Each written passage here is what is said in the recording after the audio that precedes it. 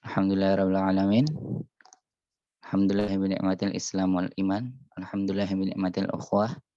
Alhamdulillahirabbil alamin. Shalatu wassalamu ala asrofil anbiya'i wal mursalin wa ala alihi wa sahbihi ajmain. Amma ba'du.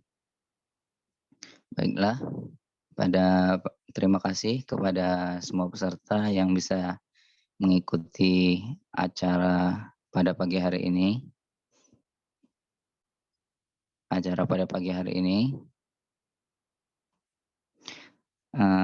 Madrasah Pemikiran Islam sesi pertama tentang konsep dan gagasan gender dalam Islam. Nanti akan dibersamai oleh Ustadz Ayub MA. Beliau merupakan dosen UIN.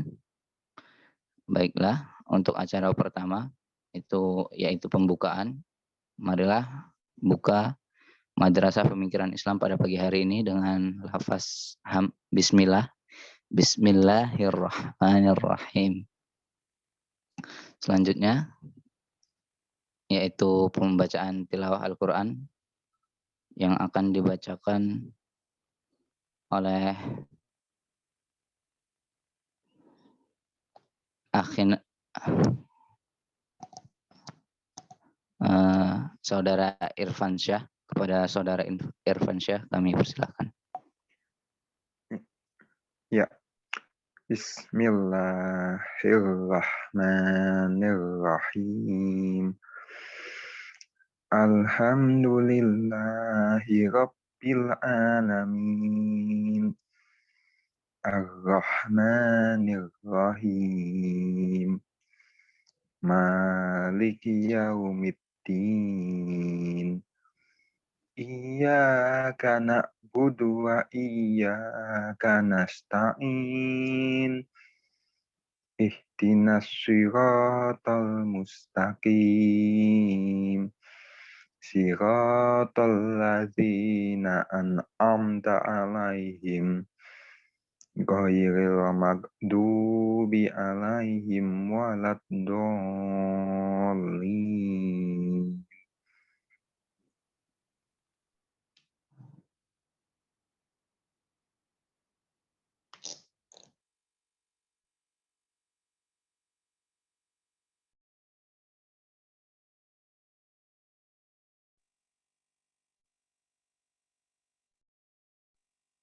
Sadaqallahul adzim. Terima kasih kepada Mas Irfan Syah yang telah melantunkan ayat suci Al-Quran. Semoga yang mendengar dan membacanya mendapatkan rahmat dan taufik dari Allah Subhanahu wa taala. Kemudian untuk selanjutnya yaitu untuk biar menambah semangat dan adab dalam menuntut ilmu, ada baiknya menyiapkan buku tulis dan menyiapkan diri untuk menerima dan menulis catatan apa yang perlu dicatat dari ustadznya. Kemudian di sini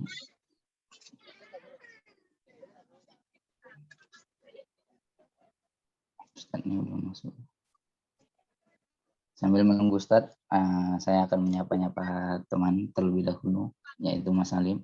Assalamualaikum Mas Salim. Mas Salim. Waalaikumsalam warahmatullahi wabarakatuh. Ya, gimana kabarnya? Alhamdulillah, baik.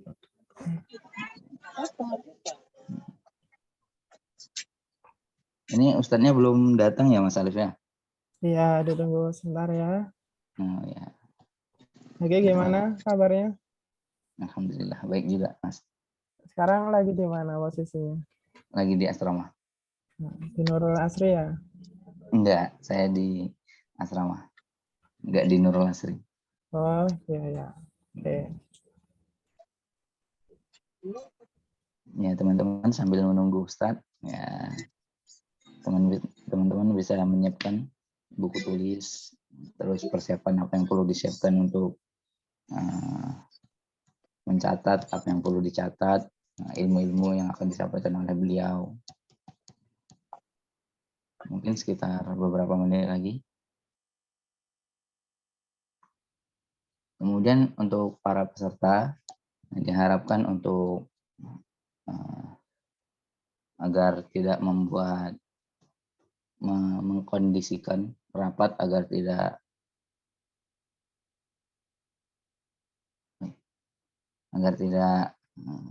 kacau gitu. Kemudian selanjutnya saya perkenalkan diri. Perkenalkan, nama saya Muhammad Baihaqi Hakim. Saya dari LDK, anggota di bagian ISU. Saya dari jurusan Ilmu Hukum tahun 2020. Aktivitas saya sekarang lagi di asrama. Ya, seperti itu.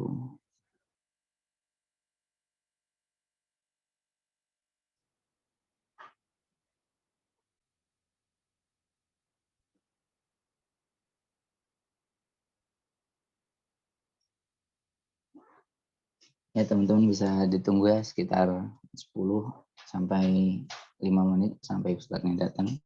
Silakan bisa aktivitas apa gitu sambil menunggu.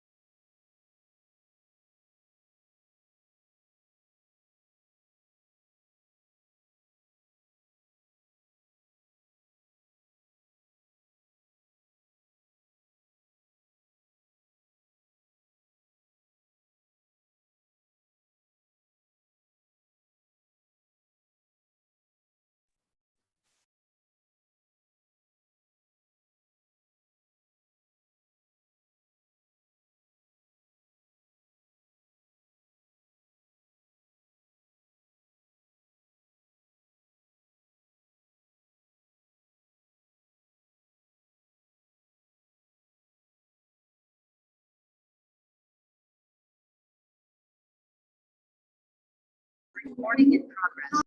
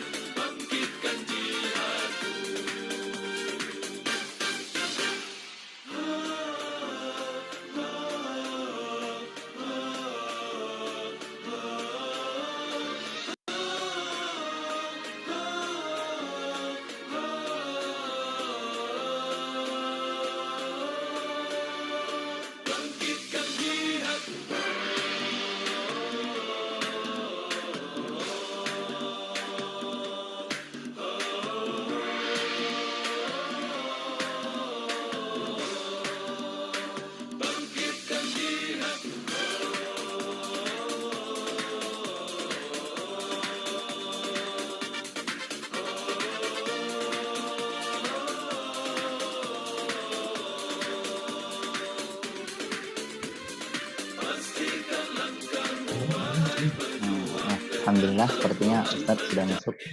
Untuk Mas Faim mungkin bisa dimatikan. Alhamdulillah. Asik padahal. Assalamualaikum warahmatullahi wabarakatuh. Gimana Ustadz kabarnya? Waalaikumsalam warahmatullahi wabarakatuh. Alhamdulillah sehat. Alhamdulillah sehat. Terima kasih Ustadz telah bisa membersamai kami. Baiklah, langsung saja. Tadi sudah pembukaan, kemudian tilawah. Sebelum itu, saya akan izin membacakan CV dari Ustadz.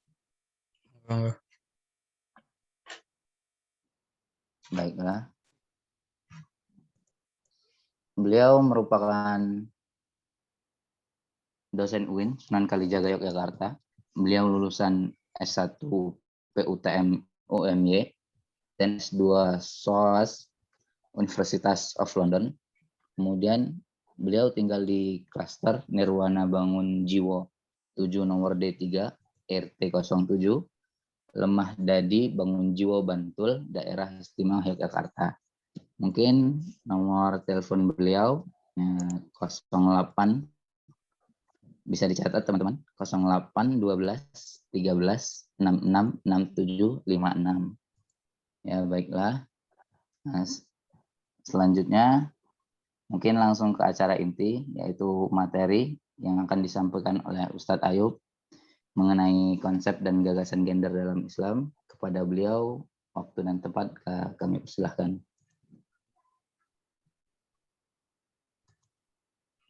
Oke, bismillahirrahmanirrahim. Assalamualaikum warahmatullahi wabarakatuh. Waalaikumsalam warahmatullahi wabarakatuh. Alhamdulillahirrahmanirrahim. Wassalamualaikum warahmatullahi wabarakatuh. Selamat pagi teman-teman semua.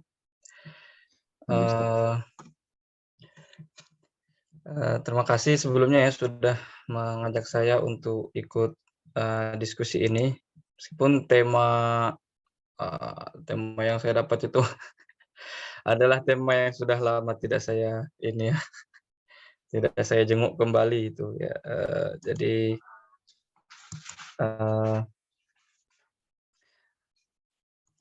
nanti kita akan coba diskusikan lah. Gitu. Kalau dari Tor yang disampaikan ya, maksudnya sebenarnya saya mencoba berangkat dari Tor yang teman-teman sampaikan. Sepertinya memang itu lebih ke menggali konsep Islam itu sendiri gitu ya. Makanya kan di situ tanpa diskriminasi dan seterusnya gitu. Tapi kan sebenarnya konsep tentang Islam itu kalau kita bicara tentang diskriminasi itu kan luas sekali gitu ya. Dan biasanya justru yang banyak orang singgung itu adalah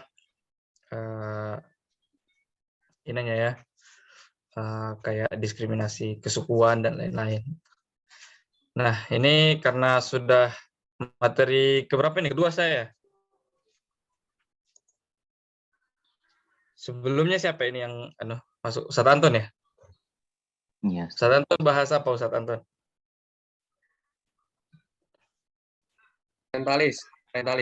Orientalis gitu. Oke. Nah, saya pengen memulai dari teman-teman dulu nih. Ini ada yang anak IAT nggak di sini? Biasanya saya kalau ngisi begini nyari mahasiswa. Ada, teman saya ada. Oh gitu, jangan-jangan pernah saya ajar lagi. Mana ya? Kayaknya nggak hadir, tapi ada tadi ya. Oh ya, sudah. Ini teman-teman dari mana saja ini latar-latarnya? LDK UIN semua ya? Ini ada yang dari LDK WI. Oh, iya. Terus, nah saya ini aja lah ya. Jadi sejujurnya, ini kan saya pernah mengisi sebenarnya tentang gender itu dan pernah sudah membuat peta konsepnya. Nah, kemudian saya cari filenya hilang, tinggal peta konsepnya. Itu peta konsepnya bisa kita syarah berlama-lama lah gitu ya. Tapi sebelumnya saya pengen kita mulai dari ininya saja dulu berarti ya, dari yang kalian amati lah gitu. Seperti yang saya katakan tadi, teman-teman saya masih mengikuti, saya menyiapkan materi juga di sini. Saya masih mengikuti sekilas soal gender itu, cuma dengar-dengar dari berita, tapi itu bukan suatu hal yang saya amati banget lah sekarang ya, karena baru masuk di IAT, mencoba mengejar soal itu. Nah, makanya saya pengen mendengar dari teman-teman dulu nih, apa sebenarnya masalah itu kalau kalian perhatikan selama ini? Kenapa hal ini diangkat jadi pembicaraan? Banyak hal sih, banyak. Apa saja? Misalnya yang Banyak itu kan terbaru, bagus kalau banyak. gender, Apa satu sesama yang jenis. top of the head gitulah. Oh, LGBT gitu. Oke. Sri Terus Kandi Uin. Dewi ini apa lagi tuh? Waduh. Kacau memang. Ya, saya nggak tahu ya. Di UIN saya sehari-hari masuk kampus tapi cuma bertapa di lantai 3 di Usludin, tidak mengamati apa yang terjadi di dunia gitu. Apaan itu? Sri Kandi itu Persatuan Feminisme se-UIN. Oh Sunan gitu. Kalijaga. Ya. Oke. Oh, Sri Kandi Lintas Iman. Ya paling teman-teman saya juga. Kenapa Sri Kandi Lintas Iman ini? Ada yang masuk di situ? Bukan lintas iman, itu lintas. Jadi feminis, para aktivis feminis yang menyuarakan rancangan undang-undangan kekerasan hak perempuan. Ya. Oh, itu bukannya sudah lulus ya? Masih ada itu. Maksudnya sudah lolos gitu. Tapi diperjuangkan kembali ya dengan caranya masing-masing. Oh begitu. Baiklah ya, ini kan karena UIN ya. Saya nggak tahu kalau di tempat lain. Kalian sudah baca nggak sih petunjuk buku, apa judulnya buku itu? Buku Saku Petunjuk Pencegahan Kekerasan Seksual di Perguruan Tinggi Islam Negeri dan Swasta. UI masuk itu. Ada yang pernah baca nggak itu?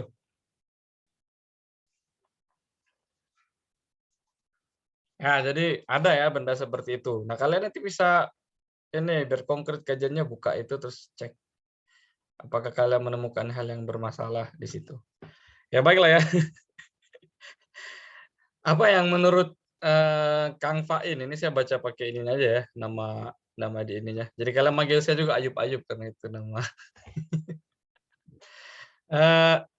Kenapa Sri Kandi UIN itu? Sri Kandi. Katanya Srili namanya. Itu di chat Mbak Maida ngasih tahu kita.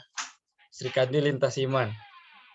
Saya kurang tahu tuh kalau misalkan saya udah lama banget nggak di dunia perkampusan sih ya, karena corona ya. Akhir 2019 itu.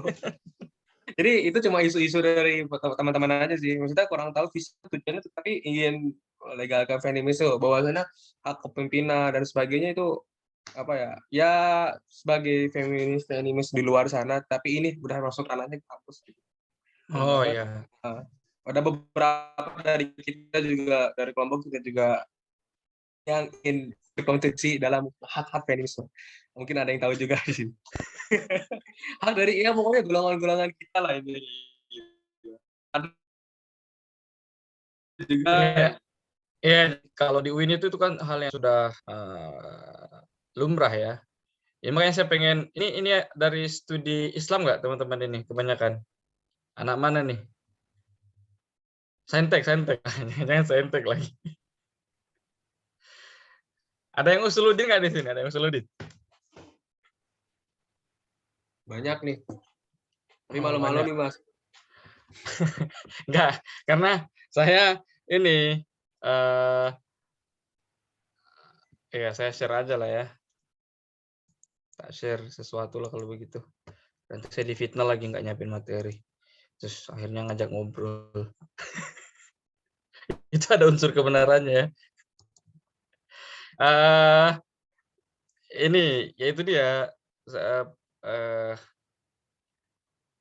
hal yang kita bicarakan ini kan madrasah pemikiran gitu ya. Jadi ada satu hal yang dipikirkan bersama itu, jadi kemudian diangkat menjadi pembicaraan kita gitu ya. Jadi ketika misalnya kita ngomongin orientalisme gitu, kenapa diangkat, yaitu kemarin lah mungkin dibicarakannya ya.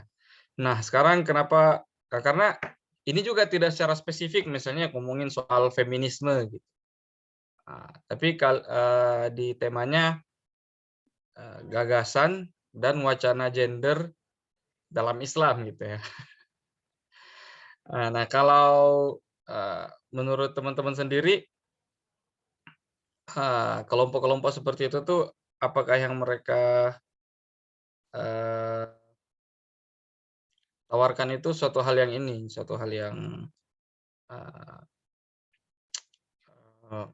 membuat pikir gitu. Apakah ada yang ditolak gitu ya, ataukah diterima? Atau gini aja deh, pernah dengar nggak feminisme Islam gitu? Atau kalian pengen membahas konsep gender dalam Islam tapi tidak menganggap feminisme itu suatu hal yang tidak pernah ada gitu.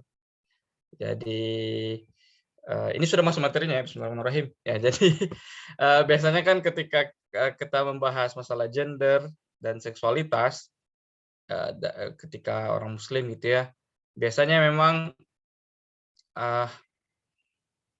kalau dalam bahasan tradisionalnya itu dibahas secara umum, maksudnya secara luas itu dalam fikih saja. Kenapa? Karena memang di dalam fikih jelas gitu ya.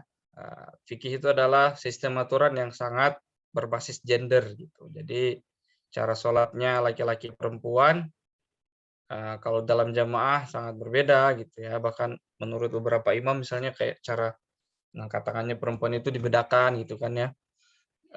Apalagi kalau sudah ngomongin waris, apalagi kalau sudah ngomongin pernikahan gitu ya. Apalagi kalau sudah ngomongin toharoh gitu. Itu makanya kemudian muncul yang disebut sebagai fikih perempuan ya, fikhun nisa. Itu sebenarnya maksudnya bukan fikhun itu memahami, nisa itu perempuan, jadi upaya memahami perempuan. Ya, tapi fikhun nisa di situ kan seperti yang sudah kita maklumi adalah kajian terhadap hukum-hukum yang khusus mengenai perempuan gitu. Nah, secara tradisional rata-rata begitu. Kalaupun tidak begitu di ranah yang lain, misalnya di tasawuf, gitu ya, dikenal pembahasan yang membedakan antara laki-laki dan perempuan. Misalnya ketika membahas bukan laki-laki dan perempuan ya, tapi feminitas dan maskulinitas, gitu ya.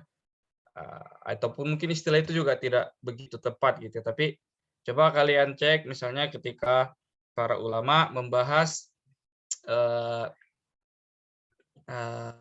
asma dan sifatnya Allah gitu ya. Ada yang disebut masuk ke dalam kelompok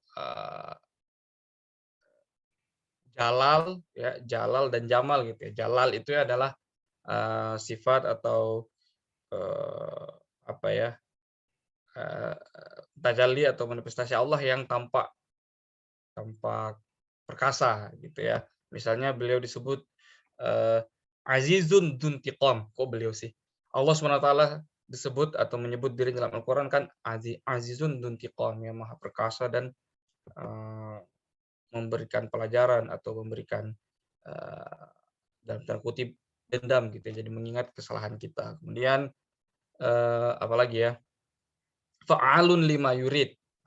Allah SWT itu melakukan karena dia ala kulli syai'in qadir, fa'alun lima yurid, melakukan apa yang dia inginkan.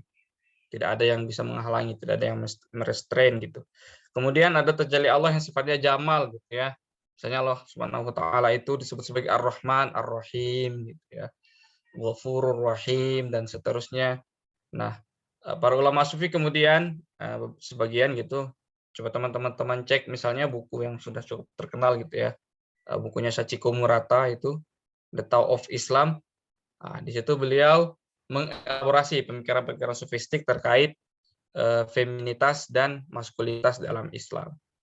Ya, kayak begitu gitu ya, bahasan tradisional orang Islam ketika menyangkut perempuan dan laki-laki ya seperti itu. Ataupun kalau dalam keseharian Ya, paling soal hak istri atas suaminya atau hak suami atas istrinya, kemudian hak ibu atas anaknya dan hak anak atas ibunya gitu-gitu ya. Kita membahasnya dalam konteks seperti itu. Lalu kemudian ketika kita berinteraksi, ketika orang Islam kemudian berinteraksi dengan dunia yang lebih luas, maka kita bertemu dengan ide-ide yang beraneka ragam gitu ya. Ide itu bisa muncul dari kultur gitu, bisa muncul dari pemikiran dari luar gitu. Misalnya kita bertemu dengan kultur yang sangat dominan, maksudnya laki-laki sangat dominan dalam kultur tersebut, gitu ya, atau yang disebut patriarkis gitu. Ya, Islam kemudian menanggapinya, gitu ya. Misalnya, dan inilah kultur yang pertama kali dihadapi oleh Islam gitu di zaman Nabi Muhammad SAW. Ketika kita dengar cerita-cerita kisah-kisah yang diriwayatkan tentang keadaan jahiliyah, ya sebagian diantaranya ngeri-ngeri ya, gitu. Nah, itu. Tapi kemudian Islam kemudian berlanjut terus, lalu kita saat ini gerakan yang tidak bisa dipisahkan dari perempuan adalah feminisme gitu. Jadi ya dan feminisme inilah yang kemudian menjadi mode berpikir gitu. Banyak orang ketika menghadapi persoalan perempuan di masyarakat gitu. Bahkan kadang-kadang digunakan untuk menganalisis teks-teks keagamaan gitu ya. Saya pengen tahu, tanya ke teman-teman apa yang kalian tahu tentang feminisme BTW gitu. Saya pengen interaksi begini-begini ya. Jadi nggak usah ada nanti sesi tanya jawab.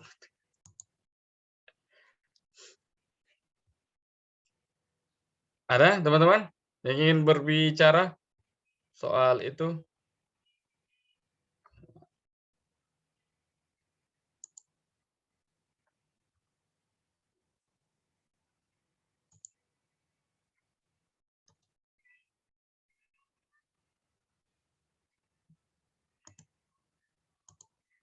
Tidak ada? Tidak, Mas. Silakan.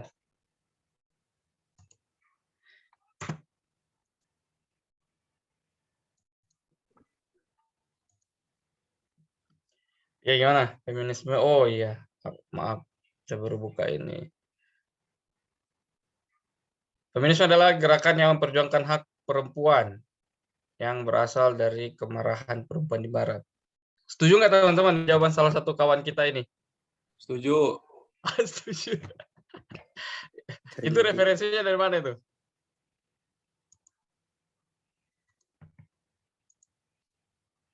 Ya, pokoknya itulah persepsinya selama ini gitu ya. Ya, secara garis besar benar gitu.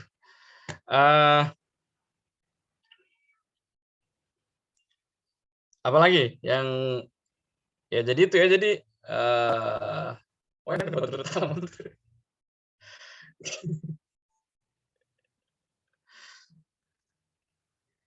Ya, ya, jadi sudah ada dua jawaban ya, sama-sama mengatakan dari Barat. Nah, kalau menurut kalian kita butuh nggak gitu? Bukan kita butuh feminisme ya, tapi kita butuh nggak untuk memperjuangkan hak perempuan? Afwan Ustadz, suaranya pecah. Oh gitu ya? Kok bisa ya? Biasanya kenapa kalau seperti itu? Coba di mute terus dimatiin lagi, Seth. Di mute terus itu dinyalain lagi. Nah, kalau sekarang gimana? Tetap sih. Coba ya. Kalau begini gimana? Sudah Ustadz. Ini mendingan? Sudah baik. Oke. Nah, sekarang kalau kayak begitu, pertanyaan saya tadi,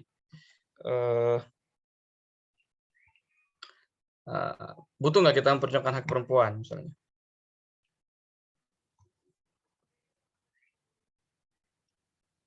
Butuh. putus Ustaz. Nah, berarti sama dong, apa kita bisa mengambil dari feminisnya apa gimana kalau menurut kalian?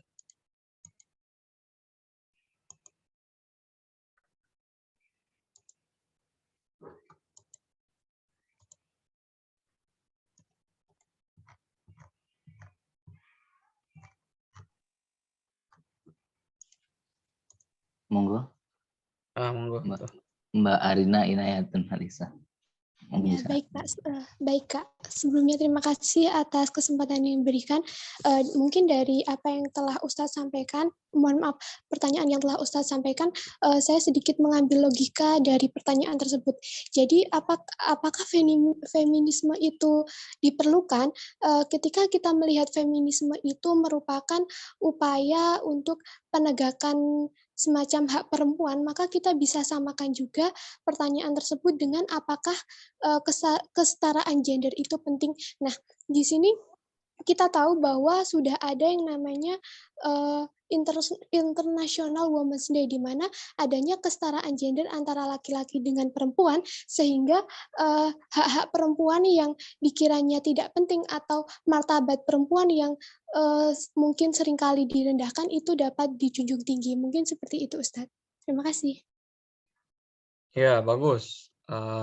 Jadi ada IWD gitu ya.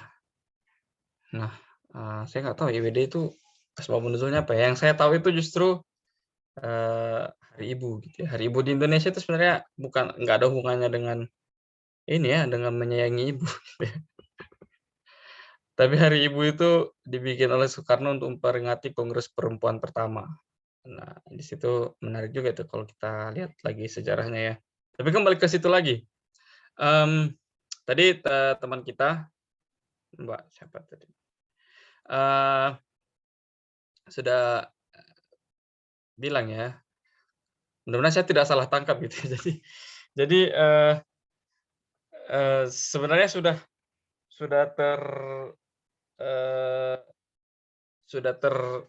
terpenuhi gitu, apa namanya, yang dituntut oleh feminis itu. Tapi kenapa gerakannya masih eksis? Nah, ini makanya saya pengen nanya-nanya nih di sehari-hari gitu, ketika ketemu teman-teman yang berjuang seperti itu, kalau kalian dengarkan sebenarnya mereka maunya apa sih gitu? Atau yang kalian bacalah gitu. Mungkin ini ya, mungkin ingin memaksa dirinya tuh, mereka ingin memimpin suatu organisasi mungkin.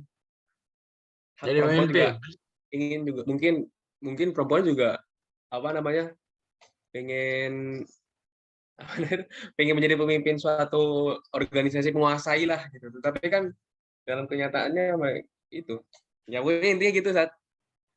Jadi masa dulu ini tuh memang mereka tuh selama ini perempuan jarang jadi pemimpin, dan sekali jadi pemimpin itu memang suka direndahkan gitu. Yang itu tuh menurut saya sih memang salah ya. Nah, tetapi ya dari situ mungkin mereka ingin memperjuangkan dengan cara-caranya feminis seperti itu. Yang kita alami loh selama ini, selama doing dari beberapa organisasi. Gitu ya. Tapi menurutku itu masalah memang ya. Oke, tapi itu hal yang sangat ya praktis lah ya dalam ini memimpin. Tapi sekarang masih ada nggak sih orang-orang yang pikirannya perempuan jangan jadi pemimpin organisasi gitu?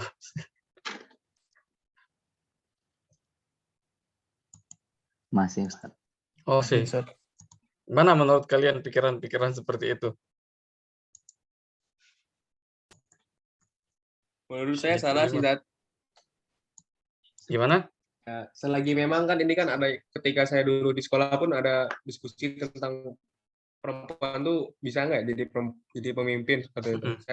Ketika saya tanyakan kepada ustadz saya, ya silahkan aja kalau perempuan memang apa namanya jadi seorang pemimpin, tapi harus disesuaikan juga dengan ya mungkin lebih banyak, misalnya perempuan itu ini ya.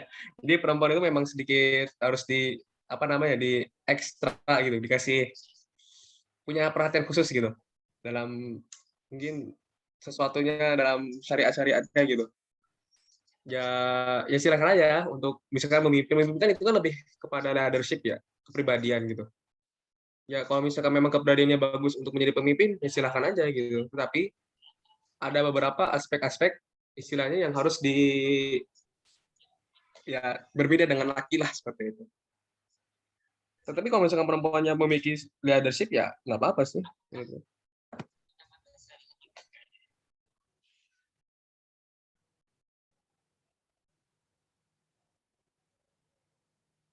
Nah, itu ya. Oh, berarti teman-teman kalau ngomongin feminisme itu ini ya, mengerucutnya ke masalah pemimpin itu gitu ya. Nah, menurut kalian berarti ada lagi nggak yang punya pengalaman lain dengan feminisme atau dengan pendekatan feminisme? Sebelum saya kasih materi yang teoretik sedikit lah kalau begitu ceritanya. Afwan Ustadz, Ya, silakan. ada yang dari chat dari Mbak Arina Inayatun. Nah, itu menyampaikan pendapatnya, mohon izin Ustadz, satu, untuk menyetarakan martabat antara laki-laki dan perempuan karena perempuan sering dianggap remeh, rendah. Misal pendapat bahwa perempuan tidak pantas menjadi pemimpin. Kemudian perempuan hakikatnya tuh di dapur. Kemudian dua, untuk menjunjung tinggi hak-haknya perempuan. Gitu Ustaz.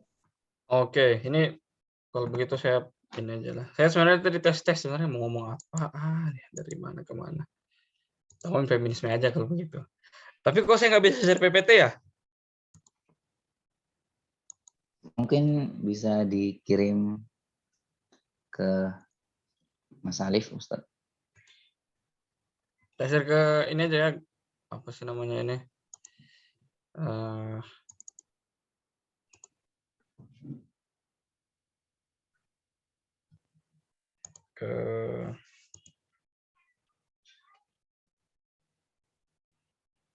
Nah, sudah terkirim itu ke everyone. Nah, itu lumayan basic lah. Kita ngomongin dulu sebenarnya feminisme itu apa ya. Jadi kalau dan nanti coba kalian refleksikan, bener nggak yang kalian temui itu? Misalnya apa tadi itu ya, Serikandi Lintas Iman itu. Ada yang pernah temanan nggak sama orang-orangnya itu? Serikandi Lintas Iman sebenarnya pengen apaan? Sudah bisa dibuka belum ya?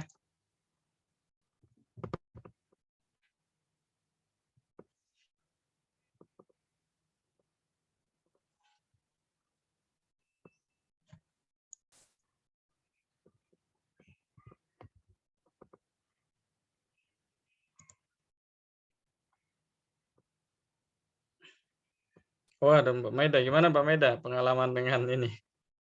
Dengan feminis lintas iman.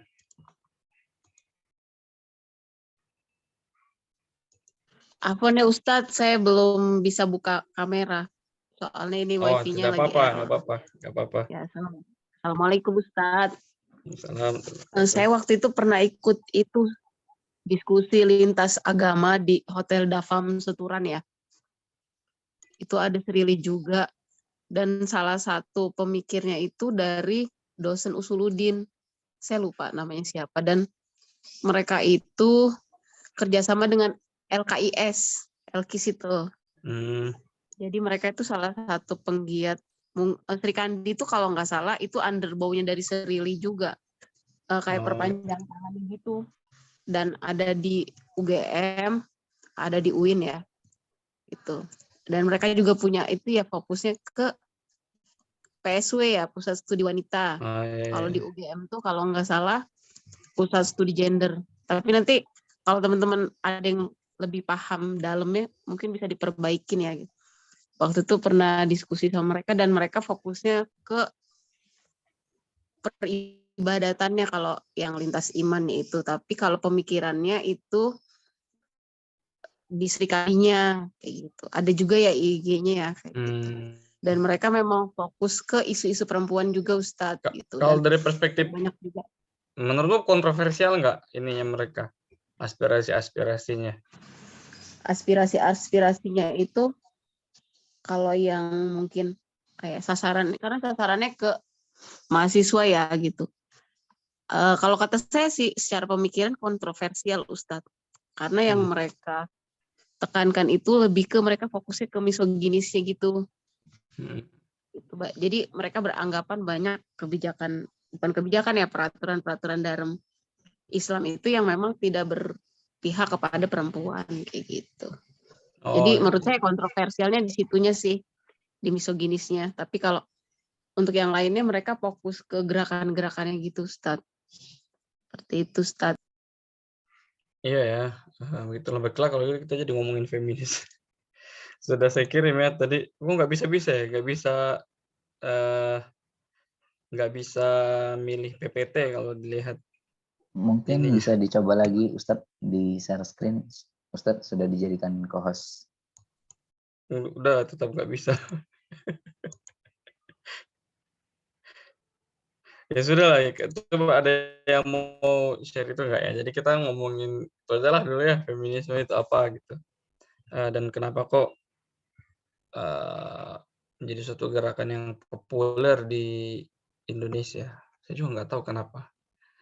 Nah, tapi gini ya, kita kalau berbicara dalam konteks pemikiran,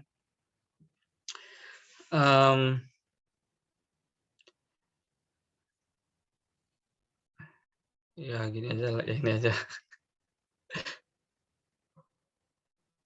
Nah, begini aja lah ya, kalau gitu kita ngomongin feminisme aja secara basicnya dulu ya, nanti tinjauannya.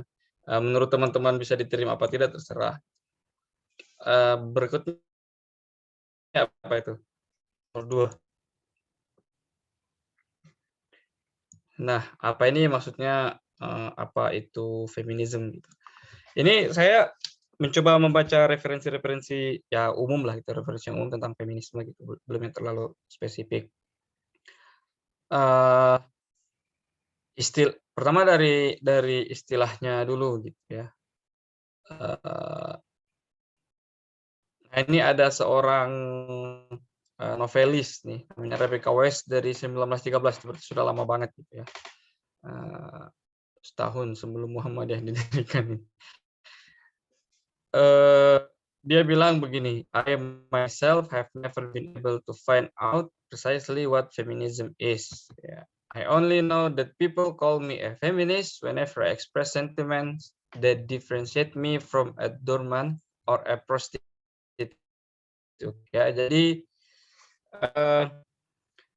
ini Rebecca West, seorang aktivis perempuan, seorang novelis gitu, ya, seorang yang cerdas di masanya, perempuan yang cerdas di masanya di Barat gitu.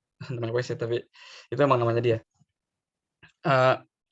Dari kalimatnya ini yang dituliskan di tahun 1913, ini sudah menunjukkan bagaimana persepsi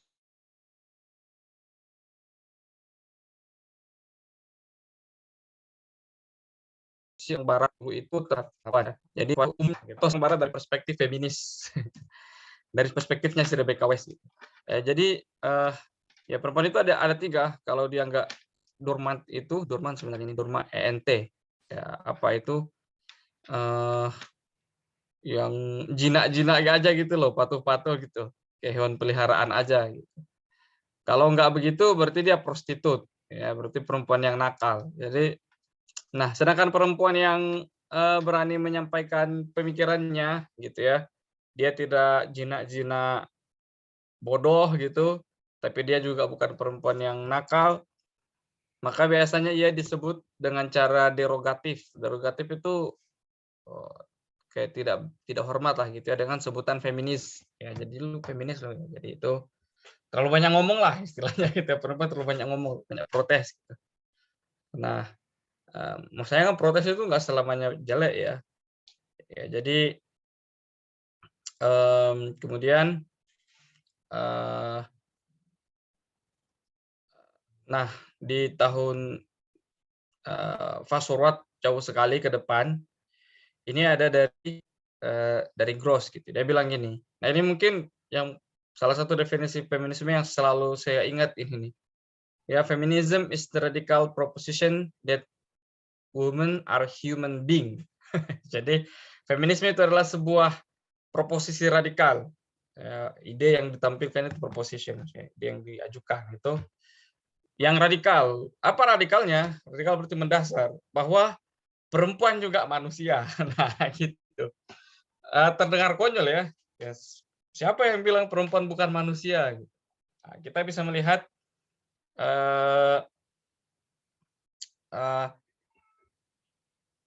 anggapan dasar feminis dari sini ya, bahwa masyarakat selama ini itu tidak memanusiakan perempuan. Sehingga tujuannya feminis adalah apa? Adalah menyadarkan orang dan membuat program sosial politik yang berefek bahwa perempuan itu ya manusia juga gitu ya. Jadi seradikal itu. Nah, tapi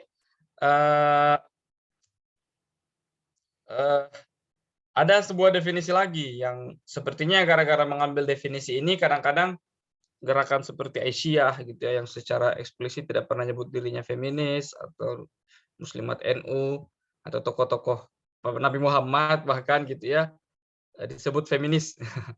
Biasanya karena merujuk kepada pengertian yang umum sekali, seperti pengertian disampaikan oleh, sebenarnya umum tapi agak khusus juga gitu ya, yang disampaikan oleh Hudson Wright ini ya. Dia bilang feminisme adalah semua usaha untuk menghadapi manifestasi sistem patriarkal. Nah, dan ini adalah kata kunci yang sering muncul dalam wacana feminis gitu ya, sistem patriarkis. Jadi ya feminis itu ya gerakan yang muncul untuk mendobrak sistem patriarkis. Jadi ketika Nabi Muhammad melawan sistem patriarkis berarti dia feminis. Jadi tapi itu bisa dipermasalahkan lah gitu ya. Nanti terserah kalian gimana. Lanjut. Nah, nomor 3 itu yang penting ternyata. Bisa nggak kita lihat nomor 3?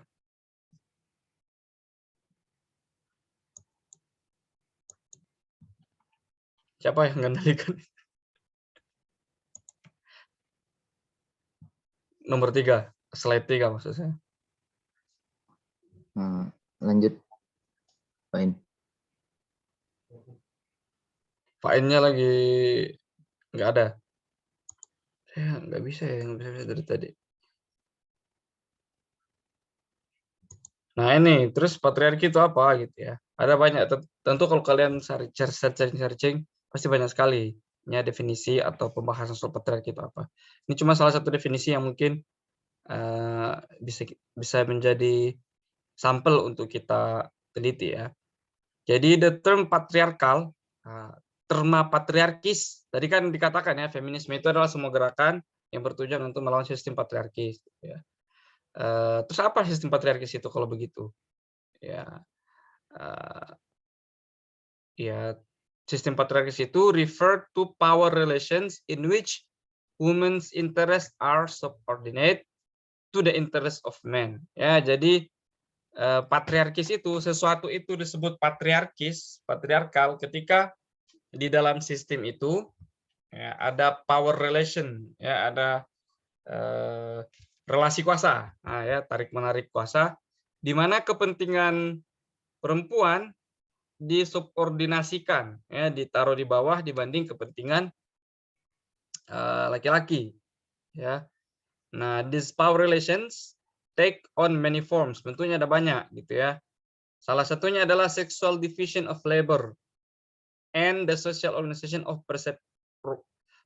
ini yang pertama ini ya, sexual division of labor.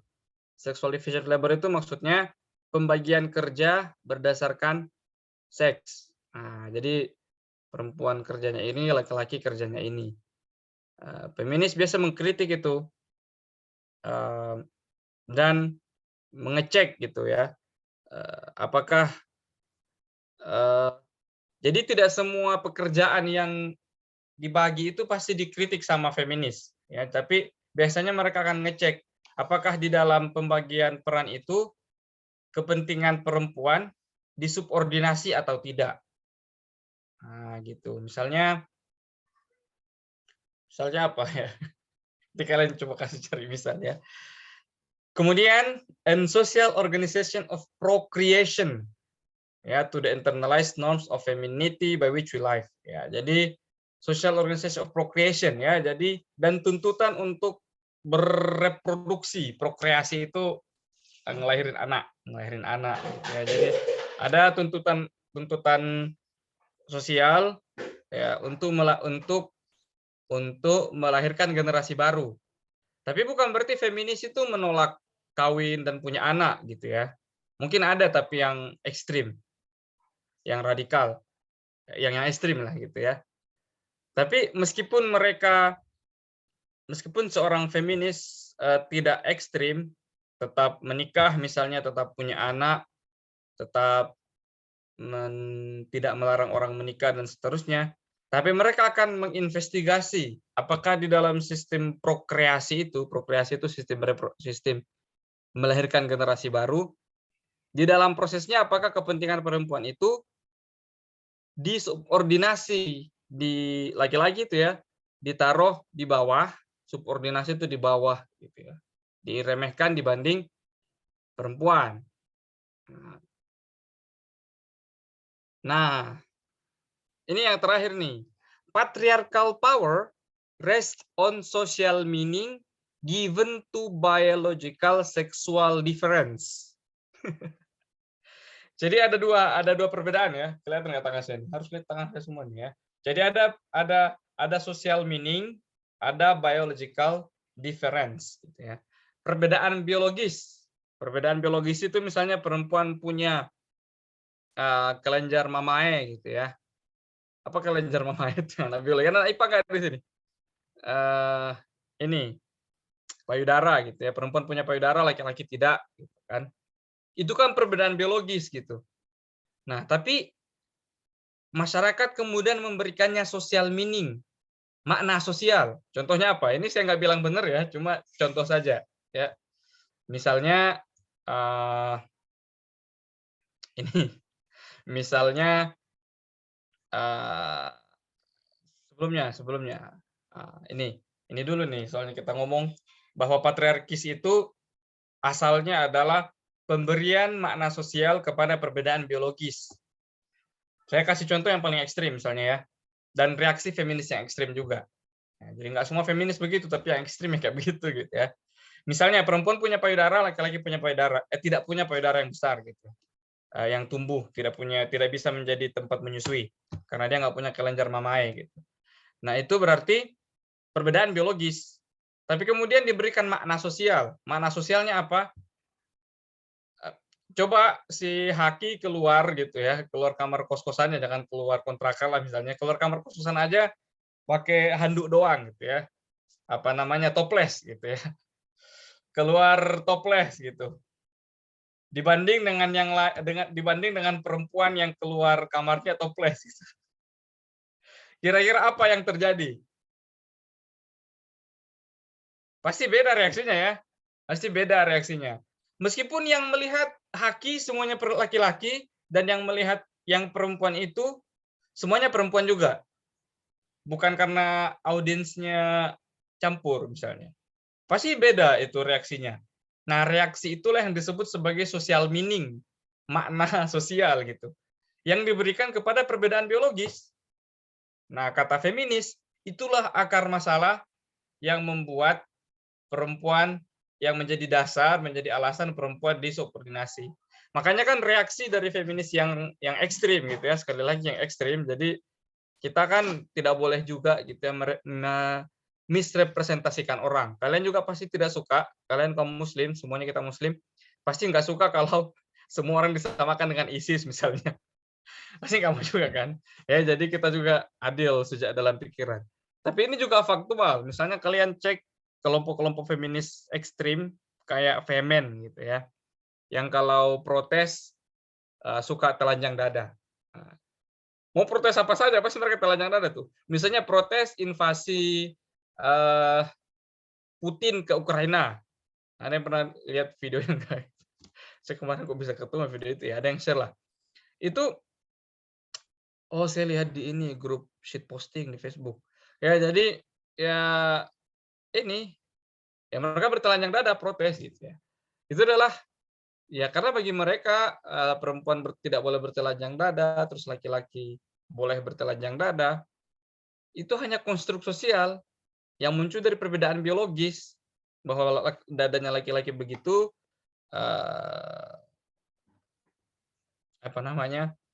dadanya perempuan begitu.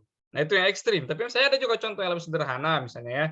Misalnya anggapan bukan anggapan sih, saya kenyataan bahwa laki-laki itu eh, biasanya atau secara umum banget gitu lebih kuat secara fisik daripada perempuan.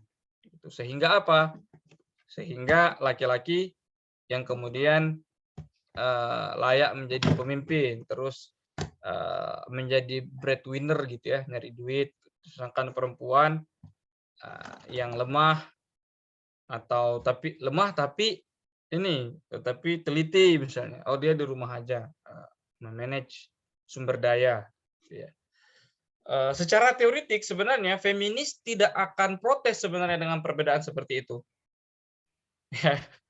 Asalkan kepentingan perempuan itu tidak disubordinasi. Ya, jadi bukan berarti karena saya misalnya dengan istri, tapi kalau saya istri sih susah juga ya, karena sama-sama suka keluar rumah. Anggaplah ada sebuah rumah tangga yang benar-benar istri total di rumah, laki-laki total keluar. Tapi misalnya sebenarnya kepentingan istrinya itu tetap terpenuhi, dan kepentingan laki-lakinya juga terpenuhi, dan pemenuhan kepentingan laki-lakinya itu tidak melabrak pemenuhan kepentingan si istri. Secara teoritis sebenarnya feminis tidak akan memprotes itu gitu ya, karena di situ tidak terjadi subordinasi kepentingan perempuan di bawah laki-laki gitu ya. Nah tapi secara praktek nggak tahu, mungkin ada yang protes gitu ya. Makanya saya minta kalian diskusi sama orang yang menyebut diri feminis gitu. Apakah dia akan protes gitu? Kalau dia protes kenapa? Kalau tidak protes kenapa? Karena itu tadi ya macam-macam. Tapi secara teoritis aslunya semestinya nggak boleh. Kalau kita lihat setidaknya dari definisinya Whedon ini ya. Jadi kayak begitu ya. Nah, makanya sekarang kalian sudah tahu kalau yang belum tahu. Jadi kalau ditanya feminisme itu apa, ya feminisme itu gerakan yang muncul untuk melawan gerakan patriarkis misalnya. Patriarkis itu apa? Patriarkis itu adalah pola hubungan kuasa di mana kepentingan laki-laki diutamakan dari kepentingan perempuan, dan dia muncul dalam banyak bentuk, dan salah satu penyebab utamanya adalah karena perbedaan biologis laki-laki dan perempuan diberikan pemaknaan sosial. Sampai di sini kira-kira ada nggak teman-teman yang merasa wah sebagai muslim ada yang problematis nih? Atau ya so far so good, saya setuju. Gimana? Ini aja dulu, nggak usah jauh-jauh. Saya sebenarnya pengen ngajak teman-teman bercerita tentang feminisme Islam dan seterusnya, tapi ini aja lah dulu. Jadi gini, jadi izin tak? Ya, tafadhol. Jadi saya kan tiap hari ngaji ya, buku karyanya Fikih Syekh Fauzan Al-Fauzan itu loh. Oh ya, siap. Itu kan memang ngajarin bagaimana perempuan itu harus apa ya? Emang ada kitab khusus buat perempuan, saking memang perempuan itu harus harus diperlakukan seperti khusus seperti itu. Ya. Itu dari ada 10 bab gitu. Yang udah alhamdulillah satu bab doang yang nggak saya pelajarin karena urusan. Itu dari bab 1 sampai bab 10 tuh saya pelajarin semua. Terus sampai apa judulnya itu? Lagi. Apa ya? Lupa kok. Pokoknya ada 10 bab. Itu karyanya perempuan itu. Fikul Mar'ah. Ya, betul. Oh gitu, ya. Itu dibahas dan orang yang ngajar pun langsung orang Salafi gitu. Jadi kadang-kadang diskusi kita sebagai mahasiswa, kita juga perempuan, laki-laki juga ini belajar kok laki-laki juga belajar gitu, dijelasin. Ini kewajiban kalian sebagai laki-laki agar kalian mendakwahi istri kalian seperti itu. Kenapa nggak bilang istri saya aja langsung diajari, Pak? Maksudnya kayak gitu. Harusnya ini bab perempuan aja kali kayak gitu kan. Ada beberapa orang. Tapi ya nggak apa-apa dipelajari. Iya, kita juga ya antum nih sebagai calon suami itu harus siap mempelajari ini fikih wanita, karena ada bab khusus yang harus diperlakukan untuk kalian nih sebagai calon suami untuk memperhatikan istri kalian seperti itu. Ya. Itu sampai bagaimana cara menikah, cara berpakaian, semuanya lengkap di sana. Tuh. Bahkan itu istilahnya kalau misalkan perhatian itu lebih bagusan perempuan ketimbang laki sendiri kayak gitu. Gimana reaksimu melihat yang seperti itu? Maksudmu Karena sebenarnya bisa dibalik gitu ya. Kok laki-laki kayak nggak spesial banget gitu. Ya, makanya Isinya justru generik kita yang gitu. lebih sebagai laki-laki kok kita yang lebih rendah gitu. Padahal perempuan sendiri tuh diperhatikan secara agama tuh memang udah cara yang kayak gini, cara haid, cara menikah, cara berpakaian, semuanya lengkap bisa diajarin kayak gitu. Emang laki-laki menurutmu nggak ada cara khususnya? Ya paling potong kumis, ya gitu-gitu aja paling. Ya itu kalau saya sendiri sih, ya itu memang benar ya. Tapi kadang-kadang kita juga harus melihat cara kita memframe agama kita, gitu ya. Bagaimana cara kita merepresentasikan agama kita, gitu ya. Ada kitabnya Al-Qardawi. Nah, meskipun Fauzan dengan Syekh Al-Fauzan dengan Syekh Qardawi ini tidak semuanya sepakat dalam banyak hal, gitu ya. Tapi karena ini madrasah pemikiran Islam, semua pemikiran yang masih Islam dipakai. Ya, Syekh Al-Qardawi punya kitab tuh ya. Meskipun saya cuma ngambil judul kitabnya, kan beliau ngomong soal khitab al-islami fi asril ulumah. Jadi artikulasi kita terhadap Islam di masa global. Ya, jadi saya bukannya menolak gitu ya ada kajian fikih perempuan, itu sangat penting itu dan memang ini. Cuma kadang-kadang memang cara kita menyampaikannya, gitu ya. Karena sebenarnya kalau dipikir-pikir tidak ada sebenarnya perlakuan khusus kepada perempuan. Ketentuannya itu sama semua. Tapi kemudian laki-laki dan perempuan berbeda cara melaksanakannya. Ya, misalnya semuanya harus menutup aurat. Nah, cara menutup auratnya laki-laki begini, cara menutup auratnya perempuan begitu. Jadi sebenarnya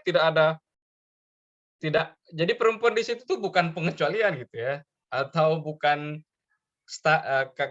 kasus khusus gitu. Itu adalah ya karena laki-laki juga karena tergantung perspektifnya gitu ya.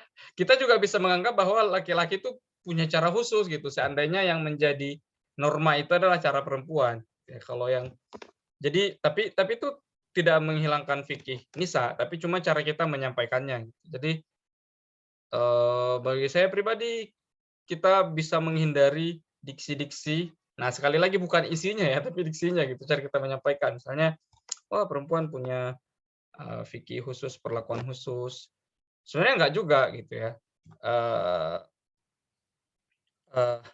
Misalnya apa? Misalnya cairan yang keluar dari kemaluan. Ya laki-laki juga punya aturannya. Kita juga punya aturan yang ribet, misalnya soal mani, mazi, terus apalagi Badrut Tamam yang hafal itu. Perempuan juga punya aturan soal haid, nifas dan seterusnya. Dan itu adalah sama-sama aturan tentang aturan toharoh yang terkait dengan air yang keluar dari kubul. Nah, cuma ketentuannya berbeda ya. Jadi gitu aja sebenarnya. Dan adalah tragedi juga misalnya kita sudah mengkaji secara detail soal haid, tapi tidak pernah mengkaji secara detail soal apa yang keluar dari kubul kita sendiri sebagai laki-laki gitu ya. Nanti perempuan yang disuruh ngaji itu. Kalian harus mengaji ini, besok-besok suami diingatin ya. Ya, jadi tapi bahwa fikih untuk perempuan itu dikhususkan, nah itu saya katakan di awal tadi, memang seperti itu. Tapi, nah ini mungkin yang harus diingat oleh feminis adalah bahwa itu tidak berangkat dari nafsu untuk mengontrol gitu ya, atau berangkat dari keinginan untuk mensubordinasi. Karena laki-laki juga punya banyak restriksinya gitu. Keluar cairan sedikit karena mencurang sangat seksual misalnya, udah jadi nggak bisa sholat di kampus. Harus nyari sarung gitu misalnya kan karena kena mazi. Jadi laki-laki juga banyak restriksinya gitu ya. Tapi saya belum menangkap, maaf saya potong tadi ya dari Mas Ahmad Mujadid. Jadi kalau menurutmu sendiri itu bagian dari hal yang patriarkis nggak, Mas Ahmad Mujadid itu? Kalau ada fikih, meskipun bagi saya sendiri nggak ada fikih khusus perempuan gitu. Ataupun kalau kita mengatakan ya ada fikih khusus perempuan, ada fikih khusus laki-laki gitu ya. Cuma memang fikih perempuan itu fikih darah misalnya ya, istilahnya itu yang banyak diajarkan oleh Ning gitu. Kalau kalian main ke pondok-pondok tradisional itu pasti mereka jago banget masalah begitu. Tapi bahkan di pendidikan di pendidikan apa namanya sexual education yang dalam tanda kutip sekuler sekalipun, ya masalah perempuan tetap banyak yang dibahas karena memang secara biologis lebih complicated ya perempuan gitu ya. Jadi itu hanya apa namanya konsekuensi. Sedangkan pada dasarnya semuanya ditujukan supaya kalau kita bisa beribadah ya suci dan diterima gitu ya. Oke, sampai di situ. Yang tadi berbicara itu siapa itu? Menangkapi balik nggak, Mas?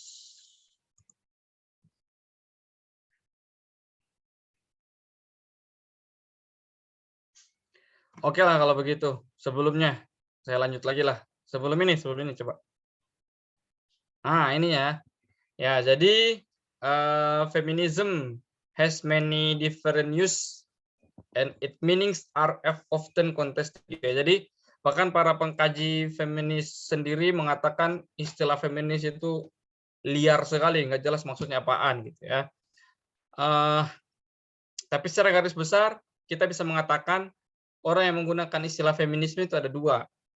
Bisa jadi mereka menggunakan istilah feminis itu untuk seluruh gerakan atau orang yang mereka anggap memperjuangkan perempuan. Makanya ada yang katakan Nabi Muhammad seorang feminis, misalnya kayak Jamal Dahlan feminis, kayak Hasyim Asy'ari feminis, Nyi Walidah feminis, dan seterusnya.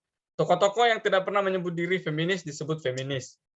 Bagi saya pribadi, hal seperti itu ya nggak bisa dilarang ya.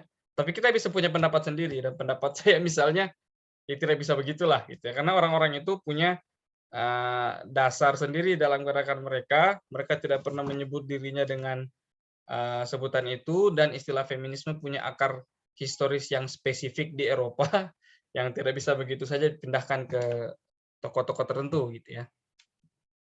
Nah, tapi ada juga orang ketika menggunakan istilah feminis itu merujuk ke prinsip-prinsip khusus. Nah, salah satunya prinsip khususnya adalah itu tadi, mereka melawan patriarkis. Jadi kalau kamu percaya gitu ya, misalnya Mas Haki ini percaya bahwa di masyarakat kita memang itu ada hal yang patriarkis. Nah, patriarkis itu tadi ya, jadi gara-gara laki-laki dan perempuan berbeda, ada sexual division of labor gitu. Jadi perempuan kerjakan ini, laki-laki kerjakan ini, perempuan layak begini, perempuan laki-laki layak begini.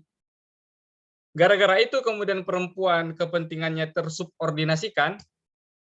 Nah, itu kamu bisa disebut feminis gitu ya. Nah, tapi kemudian kita bisa mempertanyakan juga ketika tadi si Wedon mengatakan kepentingan perempuan, nah kita juga bisa bertanya kepentingan perempuan itu menurut siapa? Nah, disinilah kemudian muncul perdebatan gitu ya. Jadi feminis kadang-kadang dianggap sebagai gerakan yang mendikte perempuan yang lain. Nah, jadi nanti saya kasihlah referensi-referensi yang teman-teman bisa baca gitu ya. Dan bahkan tokoh feminis Muslim sekalipun kayak siapa ya, kayak Fatimah Mernissi misalnya ya, ya beliau dia mengkritik feminis Barat juga. Kenapa? Karena itu tadi mereka mendikte perempuan yang lain bahwa kepentingan perempuan itu ya ini, bahwa masalah kita adalah ini dan seterusnya. Jadi misalnya, nah ini meskipun ini zaman dulu ya, saya kasih contoh lah ya, paham tidak paham. Misalnya masalah jilbab gitu ya. Oh, jilbab itu ini, jilbab itu bentuk opresi ya, bentuk patriarkis itu tadi ya, karena model tubuh perempuan berbeda, model tubuh laki-laki berbeda, sehingga dikasihkan social meaning bahwa yang ini aurat, yang itu bukan aurat. Nah, itu juga jadi masalah kita sebagai seorang Muslim gitu ya, karena tidak semua pembedaan itu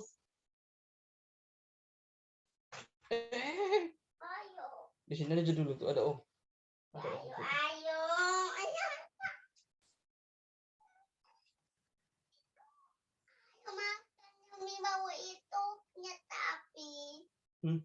Sambil bawa laptop. Kenapa? Mainnya sambil bawa laptop. Ya sampai sana. Dia udah bawa mainannya ke sini. Dia tidak sana. Sambil bawa laptop di sana.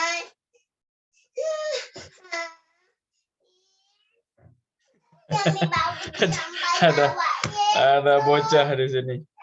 Ya, jadi kayak begitu ya. Saya menunggu teman-teman menanggapi dulu lah. Selama Syafi ngajak saya main. Sampai di situ dulu. Kalian sudah, tadi kita sudah berdiskusi soal apa itu feminisme dan apa itu patriarki. Ya, saya tutup dulu ya soalnya Syafi mengganggu.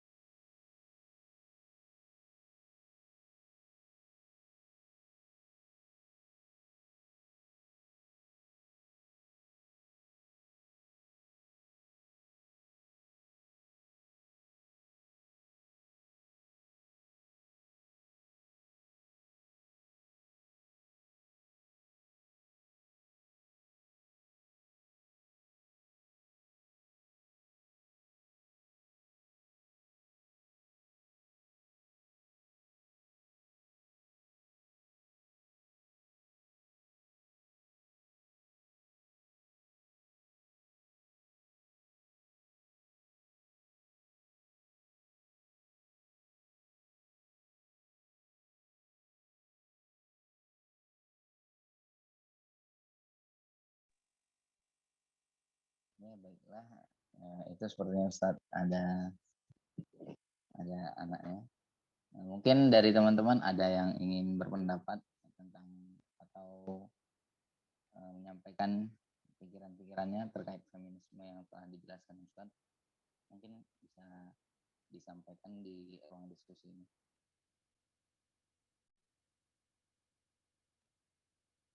Danis mungkin ingin berkata-kata. Danis, bintang kuncorok.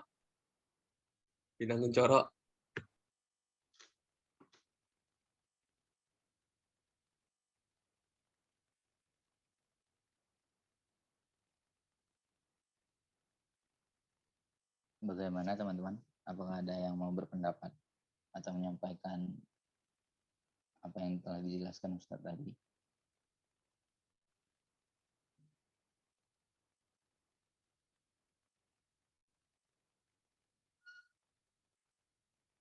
Mungkin tidak ada. Kalau dari Ustadz, gimana Ustadz? Apakah ada tambahan atau tidak? Nah, itu dulu. Saya pengen, itu kan sudah dasar-dasar feminisme gitu ya. Nah, dari situ menurut kalian problematik nggak itu? Mungkin kita lanjutkan aja sesinya, yaitu tanya jawab. Benar. Depan ada yang Kalian sesi tanya jawab ya. Bertanya kepada Ustadz, dipersilakan. Baik, izin memberikan pendapat dan mungkin bertanya Ustadz mungkin. Kalau melihat tentang gagasan feminisme ini kan sebenarnya Islam hadir itu kan sudah menyelesaikan masalah ini Ustadz. Kalau misalnya kita benar-benar memahami esensi dalam Islam. Contoh, bagaimana misalnya perempuan tuh, contohnya mungkin tentang safarnya perempuan sendiri gitu, ataupun misalnya tentang berkhalwat gitu kan, itu sendiri sebenarnya kenapa larangan perempuan berkhalwat kalau dimahami esensinya kan agar tidak terjadi hal-hal yang tidak diinginkan gitu kan, sebagai langkah preventif gitu. Kenapa Rasulullah melakukan larangan tersebut gitu. Ataupun misalnya kayak apalagi contoh hal-hal yang ya tadi safar dengan perempuan sendirian, ataupun misalnya tentang jilbab sendiri, kenapa syariat jilbab itu turun gitu kan, mungkin sebagai bentuk preventif untuk melindungi perempuan. Lantas mengapa gitu masih ada yang mungkin membicarakan perempuan itu ya haknya dikurangi dan sebagainya macamnya gitu. Mungkin kalau saya pahami gitu, yang saya pahami sendiri kan sebenarnya memang sudah ada topoksi tersendiri gitu antara rijal dan mar'ah gitu. Misalnya kayak memang ada satu sisi laki-laki ataupun rijal itu memang perlu ataupun layak dalam hal tersebut, contoh mungkin dalam ru'asa, memimpin dan sebagainya macamnya. Namun memang di satu sisi ada topoksi perempuan yang lebih penting, contohnya misalnya kayak ya mempersiapkan hadirnya pemimpin itu kan gitu, bagaimana tarbiyahnya gitu kan, tarbiyatul auladnya, bagaimana bisa melahirkan pemimpin dan sebagainya macamnya gitu. Kalau menurut antum mungkin bagaimana Ustadz gitu?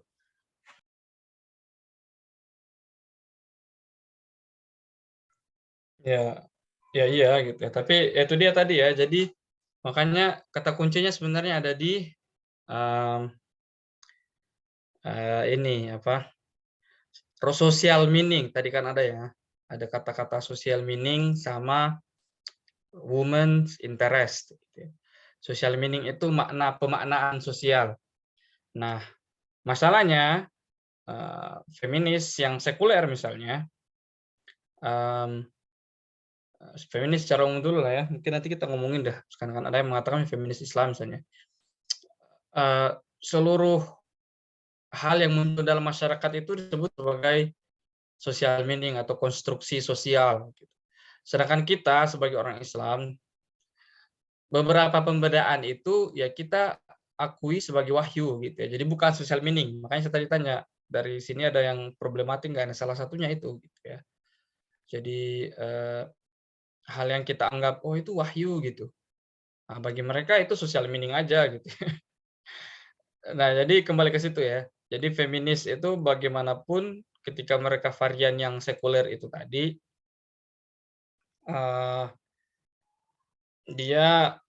dia akan menganggap semua pembedaan yang kita anggap sebenarnya berasal dari Tuhan gitu ya. Itu adalah bagian dari konstruksi sosial, buatan manusia. Intinya kita menganggap itu pembedaan dari Tuhan, bagi mereka itu buatan manusia. Dan karena buatan manusia, harus diinvestigasi adil apa tidak gitu ya. Sedangkan bagi kita tentu saja nggak mungkin kita menginvestigasi syariat Tuhan adil apa tidak gitu ya. Yang mungkin kita lakukan misalnya adalah menginvestigasi penerapannya adil apa tidak. Gitu. Nah, di masyarakat yang ideal di mana feminis menghormati orang Islam menghargai aspirasi feminis, feminis bisa memprotes misalnya penerapan syariat, tapi tidak akan memprotes syariat itu sendiri. Kenapa? Karena mereka menghormati orang Islam sebagai orang yang berkeyakinan bahwa syariat itu dari Tuhan. Dan orang Islam akan mendengarkan protes feminis dan mengecek benar nggak penerapan syariatnya nggak adil. Karena dia tahu feminis itu hanya sekelompok manusia yang ingin mengecek ketidakadilan terhadap perempuan. Itu di masyarakat yang ideal ya. Di masyarakat yang ngawur, feminis ingin kudeta syariat Islam, orang Islam menganggap semua feminis itu anti agama. Gitu ya. Saya tidak mengatakan feminis itu mutlak tidak problematis, tapi ini kita ngomong soal relasi sosial gitu ya. Ini saya nanti mohon maaf lebih cepat ya karena si Syafi'i ini. Ini bagian dari pengamalan keadilan gender. Istri saya sudah kagok dari tadi pagi. Ya, itu Mas Aigar. Ya, jadi kalau bagi saya seperti itu. Nah, jadi lalu kemudian dari situ juga muncul kadang-kadang yang menyebut dirinya sebagai feminis Muslim misalnya, karena dia melihat oh ada gitu nilai-nilai keislaman yang sejalan dengan aspirasi feminis, ya berarti adalah feminis Islam itu. Nah, cuma kadang-kadang problemnya adalah ketika dia menggunakan pendekatan khas feminis terhadap segala hal. Misalnya sebagai contoh yang cukup mudah kita lihat celahnya ya, adalah yang mengatakan perempuan haid boleh puasa misalnya. Kenapa sih perempuan haid harus disuruh puasa gitu loh? Padahal sudah dikasih rukhsah. Itu sebenarnya muncul dari pendekatannya khas feminis ya. Karena kata Ritzer, feminisme itu sebagai alat pengamatan sosial, ketika melihat sesuatu yang pertama kali ditanyakan adalah di mana perempuan? Kalau perempuan tidak muncul, kenapa dia tidak muncul gitu ya. Nah, di mana perempuan itu? Tapi kalau mereka terapkan itu ke fikih ibadah misalnya, mereka lihat semua orang berpuasa, kok ada perempuan yang nggak puasa? Oh, karena dia haid. Lah, kok bisa sih? Hanya karena haid nggak boleh puasa? Kenapa dia tidak boleh berpartisipasi dalam berpuasa? Itu kan berarti pendekatannya khas feminis ya, kalau kita mengikuti pendapatnya Rizal itu tadi. Sedangkan kalau orang Islam ketika melihat perbuatan manusia, apalagi kalau ibadah, itu kan pertanyaan pertama kita bukan di mana perempuan, di mana laki-laki, tapi sah apa tidak gitu ya. Kalau sah atau tidak, diterima apa tidak sama Allah, itu kan pertanyaan kita gitu ya. Nah, itu dia kadang-kadang ketika orang mencampurkan Islam dengan feminis, nanti itu kita lihat yang dimenangkan mana gitu ya. Meskipun banyak yang mencoba mencari perfect balance gitu ya. Nah, kita nggak tahu lah ya, macam-macam teori yang mereka ajukan. Tapi sebagai contoh yang kontroversial tadi itu misalnya, mungkin teman-teman pikir gitu, kok bisa ini dipikirin perempuan haid harus puasa itu sudah enak-enak dalam tanda kutip, sudah enak-enak gitu nggak puasa gitu ya, meskipun harus mengganti di lain hari. Tapi kan kalau lagi haid itu nggak enak banget puasa gitu ya. Tidak puasa aja menderita, apalagi suruh puasa gitu. Kok malah dianggap suatu hal yang perlu direvisi gitu. Nah, itu karena perspektif feminisnya ngalahin perspektif Islamnya gitu ya. Kalau kita melihat ibadah, yang pertama kali kita tanyakan adalah ini sah apa tidak secara fikih, kemudian diterima apa tidak secara metafisiknya ya. Ikhlas apa tidak niatnya, itu kan concern kita kalau ibadah cuma itu, sah secara fikih, ikhlas niatnya lillahi ta'ala, mudah-mudahan diterima, balasannya di akhirat kelak. Sedangkan kalau terlalu perspektifnya terlalu anti patriarkis kayak tadi, lihat orang puasa, yang dia tanyakan bukan sah tidaknya, tapi yang dia tanyakan, loh kok perempuan nggak puasa? Gitu. Nah, padahal itu bukan itu yang penting bagi kita. Atau misalnya ketika lihat perempuan sholat, laki-laki dan perempuan sholat, laki-laki di depan, perempuan di belakang gitu. Bagi kita itu biasa saja gitu ya. Tapi kemudian ada yang melihat, loh kok perempuan ada di belakang sih? Gitu. Padahal bagi kita ketika melihat sholat jamaah, yang kita pikirkan adalah apakah sholat semua orang yang ada dalam jamaah itu diterima apa tidak. Kemudian kalau diterima, sah tidak secara fikih. Nah, kita tidak pernah mempertanyakan perempuan kok di belakang, laki-laki kok di depan. Nah, itu pertanyaan yang khas feminis itu, perempuan kok di belakang, laki-laki di depan. Sedangkan pertanyaan fikih, yaitu tadi, secara individu masing-masing orang sah tidak, ada najisnya tidak, baju yang dipakai bernajis tidak, ini betul hendak kiblat enggak, nanti sholatnya serukun tidak dalam mazhab yang mereka pakai gitu-gitu. Jadi kayak begitulah, perbedaan perspektifnya seperti itu. Itu contoh yang paling gampang. Ya, mungkin demikian dari saya dulu, Mas Haki. Ya, mungkin satu lagi pertanyaan. Ya, boleh satu. Silakan kepada yang lain, boleh bertanya.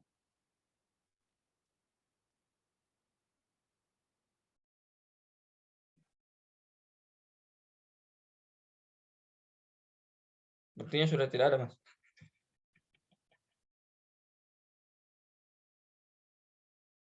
Ya, baiklah, sepertinya tidak ada lagi pertanyaan. Tapi kalau ada satu lagi nggak apa-apa. Tadi chat mungkin ada. Gimana teman-teman? Apakah ada yang mau bertanya? Nggak ada ternyata ya. Sepertinya tidak ada. Nah, kalau gitu terakhir lah mungkinnya sambil saya tutup gitu ya. Ada yang dari Arina tadi ya, perempuan feminisme itu untuk menyetarakan martabat antara laki-laki dan perempuan. Nah, kemudian sekali lagi pertanyaannya di situ tadi, apa yang disebut martabat? Gitu ya. Jadi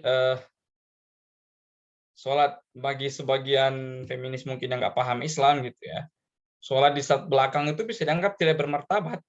Tapi bagi perempuan yang sholat itu, bagi dia itu nggak merendahkan martabat dia. Ya, jadi, nah, dalam masyarakat yang ideal, ketika semua orang itu saling paham, feminis itu nggak boleh bilangi perempuan itu, kamu tertindas, kamu sholatnya di saf belakang. Dia harus menghormati perempuan itu, konsep hidupnya dia. Dan kalau ada feminis yang ngomong gitu ke si muslimah ngasih tahu, oh nggak begitu, sis. Sholat di belakang itu bukan berarti martabat kita rendah gitu. Karena martabat bagi kami itu bukan tampil apa tidak tampil.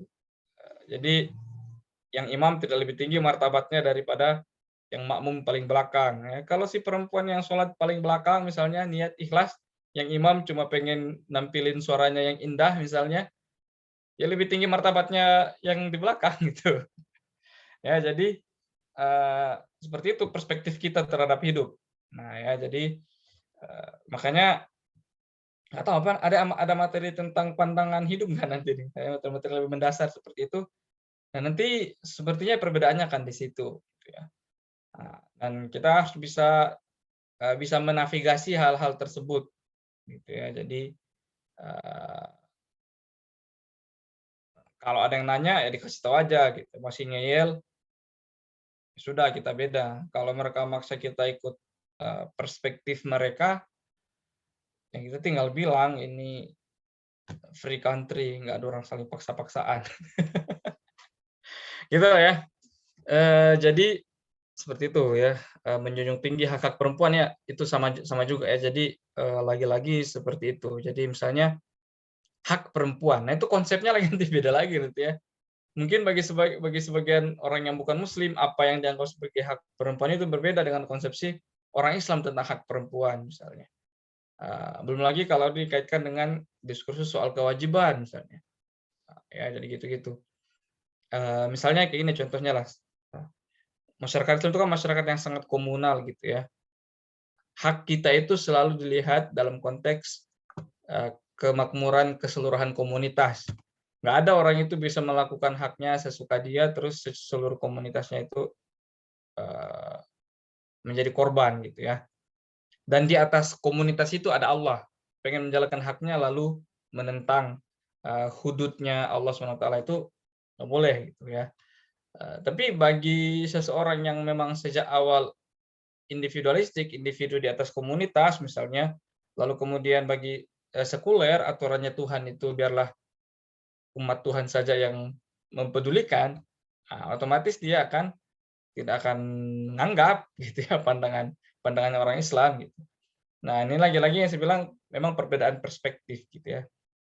Kita bisa berbicara hal yang sama, ternyata yang kita maksud beda. Misalnya tadi si Aigar mengatakan, oh itu kan masalah-masalah tadi itu bisa diselesaikan dengan Islam. Nah, masalahnya yang dianggap masalah, kemudian penyelesaian itu beda nanti cara kita mengkonsepnya. Ya, jadi itu kayaknya. Ya. Demikian. Ada lagi nggak? Closing. Oh, ya sudah. Tanya pertanyaan terakhir. Berarti kalau misalnya ada perempuan juga butuh ingin jadi seorang pemimpin, itu jawabannya gimana? Ya, kalau secara fikih tergantung pemimpin yang mana. Kalau yang diperselisihkan oleh ulama kita zaman dulu itu sebenarnya adalah ini